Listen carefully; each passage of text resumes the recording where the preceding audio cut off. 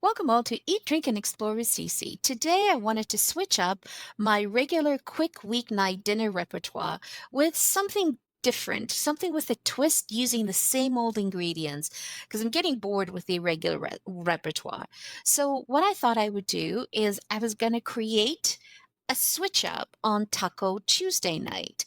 And I wanted to be able to use the same ingredients but present it differently. So you can make this with just 6 ingredients so you can get this delicious, meaty, cheesy taco flavors wrapped in this soft, flaky crescent crust. It is so beautiful to look at as you eat it. It's like tacos took a right turn into cozy comfort lane. It's so funny, easy to make, and quite portable as well. All you're going to need is ground meat, any type, seasoned with taco seasoning, mixed with sauteed onions and peppers and garlic, and some yummy cheese.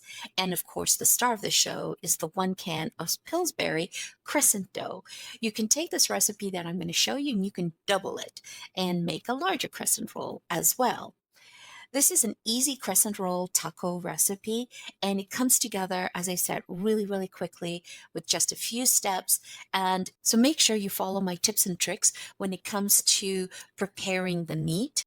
That's going to save you a lot of headaches when you put the stuff together. So what you're going to need is 1 medium onion, diced. That's about a cup of diced onions. You're going to need 1 cup of shredded cheddar cheese. You're going to need 2 garlic cloves, since we love garlic. Have that minced. And I used a half a cup of yellow peppers. So you can see that I'm showing you the red size here. That's the small pepper that I used that made up a half a cup. And you're going to need a package of your favorite taco seasoning. Whatever you prefer to use, that's how simple it is. And you're going to need a half a pound of ground meat. Now, the ground meat you want to look at is I'm using chicken here, and I'll explain later while cooking what types of meats to use. So you want to saute the onions down until it's golden brown. And I added a pat of butter into my olive oil mixture with the onions so that it doesn't burn. We want to get them slightly browned, not caramelized or burnt. Then you're going to add in your meat, and you're just going to pop it in, break them down, get it all incorporated with the onion. Once the onion is all incorporated, then you want to add in your taco seasoning. So open up the package, pop that in, and give it a good stir. Now, what you'll find is because I'm using ground chicken and it's very lean, I don't have the fat consistency that comes off a medium ground beef or an extra lean ground beef or a lean. So, what I'm going to do is I'm just going to add in less than a quarter cup, a scant of water into the pot, because I want to make sure that I am not burning the seasoning at the bottom of the skillet. Another tip here is you want to use skillet that is non-stick so that you don't get into any of the seasoning being burnt at the bottom through that. So you incorporate this, saute it, cook it down, and then when you think that the meat is ready, then we're going to pop in the peppers. So you want to saute that down. I want to keep a bit of a crunch on the pepper, so this is why I added it at this stage of the cooking cycle, because I want to keep them slightly al dente. And then after that, I popped in the garlic, incorporated that, and added just a little bit more water just so that I can incorporate everything together from there. We do not want to create a liquid on this. We want to sort of evaporate the liquid because I didn't have the fat. Now, if you are going to be using, so now that it's cooked, you want to make sure you take a look at your meat and decide, do I need to drain it? It's super important that if you have any grease floating around, you do want to drain it, because what you're trying to do is you're trying to prevent that greasy feeling in a person's mouth when they eat it. Also, you don't want to have extra liquid that will sog up onto the crescent roll and make it soggy, right? So it's super important that you go ahead and drain it. And the easiest thing to do is take it out of the pan and drain it in a colander and just let it sit while you combine the rest of the ingredients, because all those flavors will amalgamate. I didn't have to do that step in my process because I used lean ground chicken. And this is, after doing this many times, I found that lean ground turkey or lean ground chicken is the easiest way to do it to prevent all of the sogginess or grease on there. It also keeps the calories down. But if you prefer the meat component, or if you're doing pork or lamb or beef, depending on whether it's medium, regular beef, or medium, lean or extra lean, you want to make sure you drain it. Another thing you want to do is you want to build this ring on the cookie sheet that you are going to be putting in the oven, and put a parchment paper down at the bottom. It just slides off at the end, less hassle. The other thing I had forgotten to mention earlier is make sure you keep your crescent dough rolls in the freezer and keep it really, really cold. It is much easier to work with when it's cold. Oh, trust me, you definitely want to use this, build it on the cookie sheet and have a parchment paper. It's so much easier to slide out onto your dishes afterwards. But what we're going to do is we're going to build this ring. And what we're going to do is build the shape of a sun with the crescent rolls.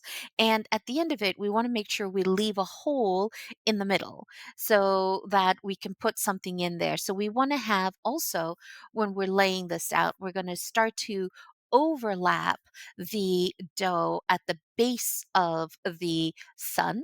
The crescent roll sun, so that we have a solid base. And I kind of blend them all in together. I kind of press them together quite nicely this way, and I find that I get no leakage coming out of the bottom. Just before you add the meat component and the cheese, just press down at the base, get it all nice and glued down together.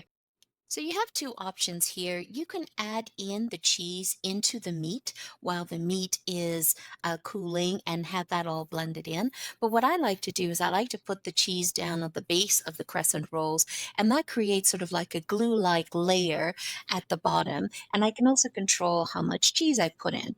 I'm not going to be overly cheesing this, so I'm just putting the base down at the bottom.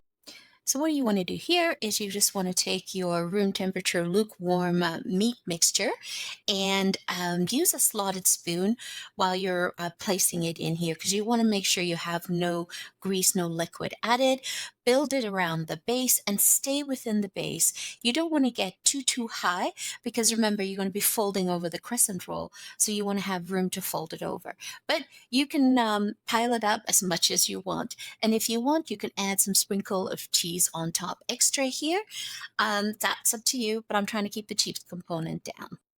So at this stage, what we're going to do is we just want to cover and tuck. So work with one piece of the dough at a time. You want to bring the point up and over your filling, and then tuck it under the bottom layer of the dough in the center of the ring. Now, sometimes I find using like a flat edged knife just to help lift it so I can tuck it in, get my fingers in there, or you could use a flat spatula or an offset spatula to help you. It's up to you. So stretch the dough only as much as you need to stretch it, because you don't want to make any holes in it as well, right? And you're going to have some of the filling showing on the sides, and that's perfectly okay, because that's part of the allure of this dish, and this is what makes the eyes really gravitate to it. So do that all the way around the ring. All right, so we're ready to get this popped into the preheated oven of 350, and we want to set it for 12 minutes. And then after 12 minutes, you want to check it, and then just to see if you got that even coloring coming through on your dough.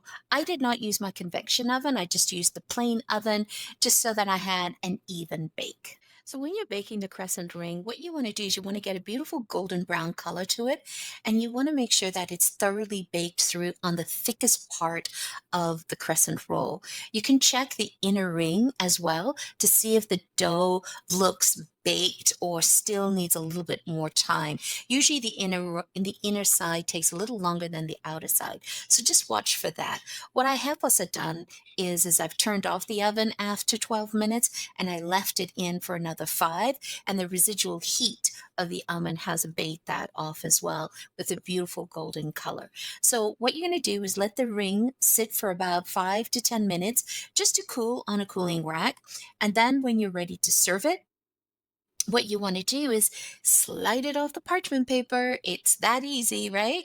And I also like to serve it with taco condiments. So as you can see, I like to put it on a board.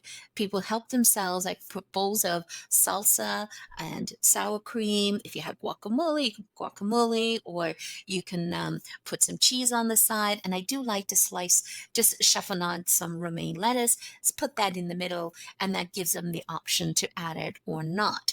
Now, you can do many taco variations here. Like you could swap out the taco seasoning and perhaps maybe use Italian seasoning to make it more of an Italian type of a crescent roll.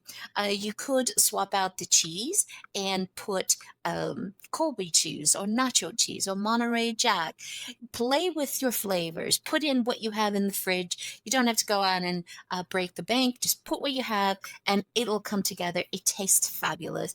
And if you want to spice it up, because some people like really hot and spicy, when you're cooking the meat, make browning off the meat, make sure that you do some cayenne pepper or some red cracked pepper. That will spice it up. That will definitely bring up the heat factor in there. And now, as I said, you could mix up the meat, utilize any type of ground meat that you want, whether it's chicken, turkey, pork, lamb, beef, combination of it's up to you. But I tend to use the chicken or the turkey just because I can control the amount of grease coming out of the dish. I have tried extra lean ground beef, and that worked out fine too because I did not have to do a major draining of fat off of that as well. So use that as an option. Oh, look at that. Doesn't that look so scrumptious to eat? Let's taste that. And I don't like to use the fork. I use my fingers. I love to pick it up. I love finger food, especially when you're doing game night or you sit in front of the TV watching movie nights. Why not, right? Oh, so yummy, so good. Okay, I have to stop eating this. This is so good. Oh, this is so good. I have to stop eating this. Otherwise, I'm not going to have anything left to serve on the table. So there you have it, a beautiful taco night ring, reinventing some basic ingredients that we always have in the fridge and try to put a spin on it. Hope you enjoyed it. Thank you once again for joining me. Always greatly appreciated. If you're a returning champion, thank you so much for showing your support and love. And if you are new to the channel, welcome. If you have not yet hit the like button or the subscribe button, please go ahead and do that. Help us grow our channel. We would really love to see you watch all our videos. Once again, thank you for your support. Have a fabulous day. Ciao for now. Don't forget to hit subscribe.